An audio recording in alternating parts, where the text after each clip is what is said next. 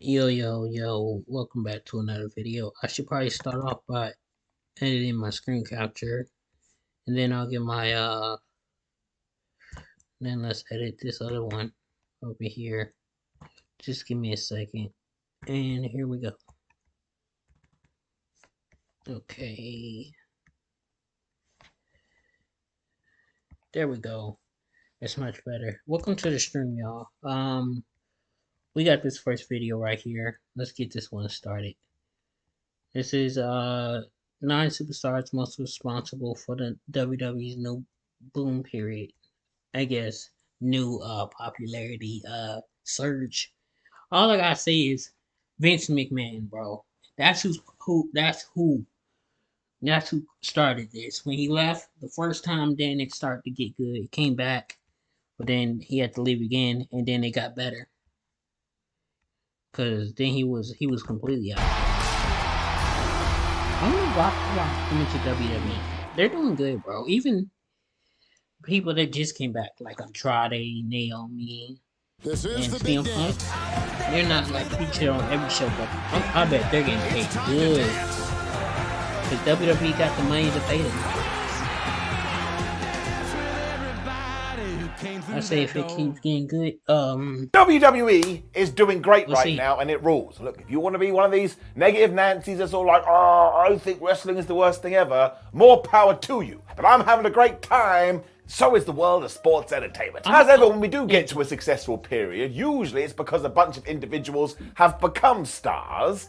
And at the moment in World Wrestling Entertainment, of course we can talk about Roman Reigns, and we will do, but there's a bunch of other dudes and girls that really need a shout out to. So let's be lovely to these heroes, and I'm Simon for What Culture. Thank you very much for joining as always. Hit that subscribe button, and here's WWE superstars responsible for the boom. Number 9, Drew McIntyre. I mean, what a turnaround Drew has had in his WWE career. I mean, he came into the 2010s and everyone was like, oh my gosh, he's the second coming. He is going to be the WWE champion. When he got fired, reinvented himself, returned, and the flabbing guy became the WWE champion. I mean, WWE were also so happy to have him back, he barely spent any time in NXT when we got to the 2020 Royal Rumble, and he knocked Brock Lesnar over the top rope. Well, just go listen to the reaction. Scottish Warrior was over. Don't forget that people were pleading for this at the time as well. And this, very sadly, the pandemic then came. And even though he did beat the Beast at WrestleMania, it was in a warehouse. And he had to be victorious to absolutely no noise. It is not fun. The thing is, though, from this point on, WWE had to go through those horrible waters. And who was front and center, making sure we did want to tune in? It was damn Drew McIntyre. So without that, would the company be where it is now? Yes. Arguably no. That's why he's in this list. And sure, ever since people have come back to arenas, you can kind of argue that McIntyre's creative has been a little bit hit and miss, but he still comes across like a bona fide main eventer. He still had that terrific match with Gunther and Sheamus at WrestleMania. So once again, he gets a massive tick. Don't sleep on Drew. Number 8, Kevin Owens and Sami Zayn. So genuinely, I think when all is said and done, we're going to look at Kevin Owens and Sami Zayn and mutter to ourselves, well, they were some of the best wrestlers ever. I mean, genuinely, what can't they do and what haven't they done? I mean, even when their WWE contracts were up, the internet was like, oh my gosh, they have to go to AEW. But they re-signed, and look at the fallout of this. Kevin Owens has now main evented 2 WrestleManias, and Sami Zayn became one of the most popular wrestlers in the entire company. So that is where the argument ends, because them sticking with WWE was absolutely the right choice. And management knows this as well. I bet they look at both guys and be like, we can put them anywhere on the card, and they're going to make that match, they're going to make that feud, they're going to make that program, and they're going to make that promo better. Let's not pretend they didn't help the Bloodline story either, because they were a huge part of it. And while this does sound like silly Billy stuff, I really hope we do get to one Mania and we do KO versus Sami for a world championship.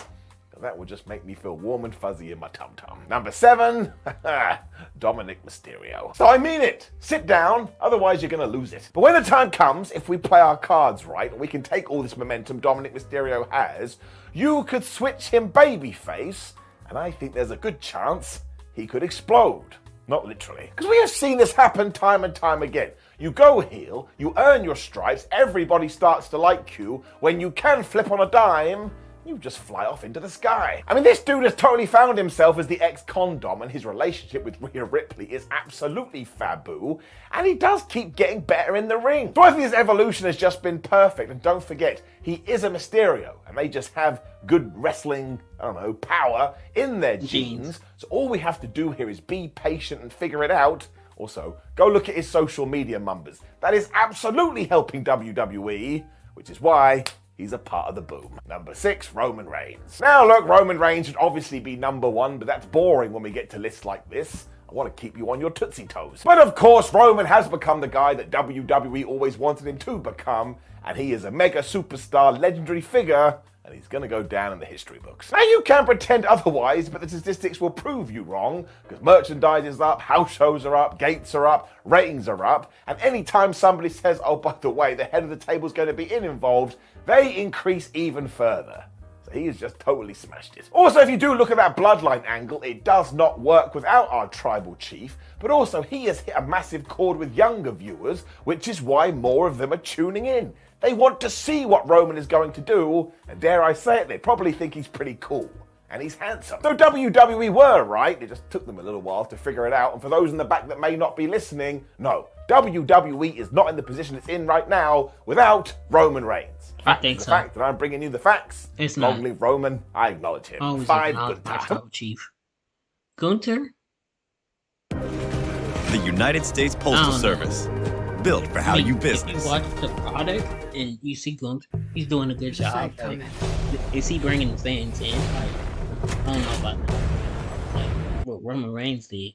One thing that the WWE has been missing for ages, Oh yeah, they got you put know Logan this, Paul on is here. credibility I just comes thought to the about that. mid-card titles. Now, it's so important to do this because, one, you can balance out a show using them, but also, two, you can look at a wrestler and say, well, we need to get him to the main event. What can we do? Well, we can give him one of these brand new credible mid-card titles. You see how this works. I mean, we have seen the opposite approach to this, and it's pointless, which is where Gunther does get involved. Ever since he won the Intercontinental Championship, he has brought all the prestige back to it, to the point he actually beat the Honky Tonk Man's record, and that's been going for ages. I mean, the former Walter has been so damn good that people are like, oh my gosh, he's having the best matches that we've seen in WWE in years. And then from nowhere, someone just decided, actually, I think Gunther should beat Roman Reigns tomorrow. I don't think many people would complain. He's done a great job with it. This is why it is mad that when Vince McMahon first called him up, he didn't get him, and he was going to send him back to NXT. They sent him to the this is the reason we came up with that phrase, because 2 + 2 = potato. That don't make no sense. He also brings a different style to the ring, which has also reeled in many other fans. So seriously, go back through the last 18 months or so, he has been damn pivotal to the product. Number 4, Rhea Ripley. Rhea Ripley has superstar written all over her. I mean, oh yeah, you know Rhea brought in a lot. Actually ruined the presentation. I mean, she is so impactful in WWE at the moment. We even mentioned her in somebody else's entry. So she's basically appearing twice on this damn thing. That proves my point. He also had that incredible WrestleMania match against Charlotte Flair and has been a huge reason why the Judgment Day has become one of those popular groups in the entire company. Also, is just so damn legit. And when she's on the screen, you're like, yeah, she can kick everybody's ass. She is currently the women's world champion too, and I would keep that belt on her for well over 500 days. And have you seen the kind of numbers she is doing on TikTok? I do believe she is the most popular WWE superstar, and do you know how that ties in? People will watch her on social media, then they tune into the show, it's booming. So her stock is just going to continue to rise. And she's only 26 years old. This is going to become ridiculous. Number 3, Cody Rhodes. Are you into stats? Awesome, because you're going to love this. Because if you do go mega nerd and research all of this, as soon as Cody decided I'm going to leave AEW and go back to WWE, numbers just skyrocketed. I mean, the man. I like Cody a lot. I mean, be it all Elite Wrestling fans or just Cody supporters, I just hate this idea that he's the WrestleMania 38 to watch his big return. Roman Reigns is the best. And then they sat in their couches and went, actually, I'm going to hang around. And they have. I mean, it's absolutely hilarious to look back on this now too, because so many people are like, oh, he's just going to become Stardust again.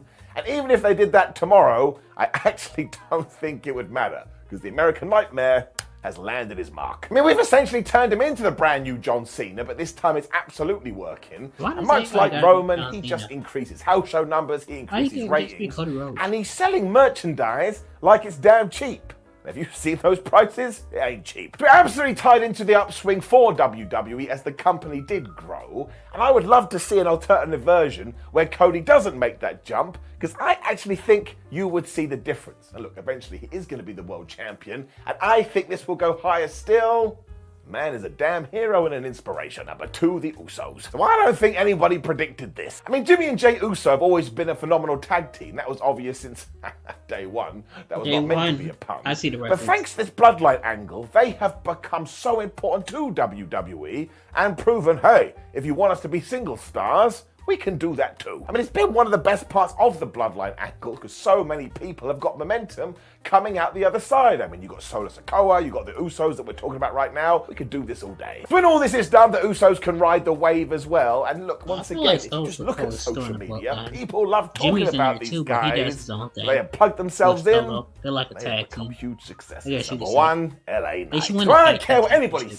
says. This Why not? man has helped no end too. And it's not really anything to do with WWE because LA got himself I don't think over they're gonna be organically turning and then because all of a sudden Jey was selling Jimmy's t-shirts out. like crazy. Apparently, he was the number 1 seller. And this is a company with the likes of Cody Rhodes and like Roman LA Reigns. Knight. Knight is flying high. Yeah. And sure, Yeah. yes, he's a little Knight. bit like Stone Yeah. Cold and he's a little bit like The Rock. But who cares I don't about like the that? comparison. Wrestling is all about borrowing from ideas that have come before you.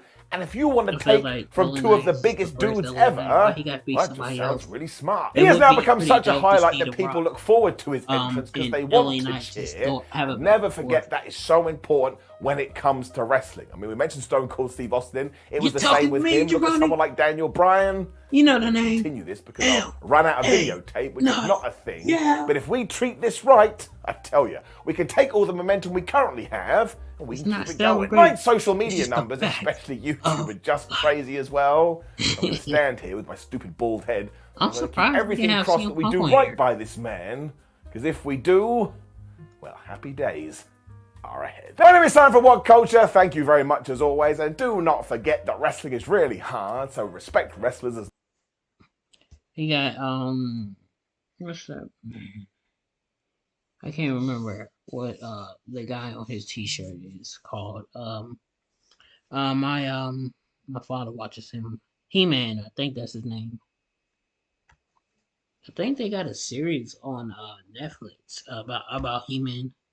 I told my father about it in case he wanted to check it out. I'm not gonna just sit down and watch stuff like that. I don't be that interested.